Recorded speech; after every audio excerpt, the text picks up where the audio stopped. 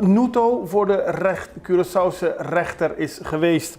Gisteren werd de zaak van Irvin Nuto Wawu opnieuw pro forma behandeld. En dat gebeurde via een videoconferentie, omdat Nuto momenteel vastzit in Nederland in de enige extra beveiligde gevangenis in Vught. Volgens het Openbaar Ministerie was de Curaçaoenaar jarenlang een van de leiders van de criminele organisatie genaamd No Limit Soldiers. Het OM houdt Nuto verantwoordelijk voor het uitlokken van 11 moorden en 5 pogingen tot moord. Daarnaast wordt hij beschuldigd van het transporteren van meer dan 340 kilo cocaïne. De zaak was nu pro forma, maar wordt inhoudelijk behandeld vanaf 23 juni. Daarvoor is uitgetrokken tot 4 juli, zo schrijft de Extra vandaag.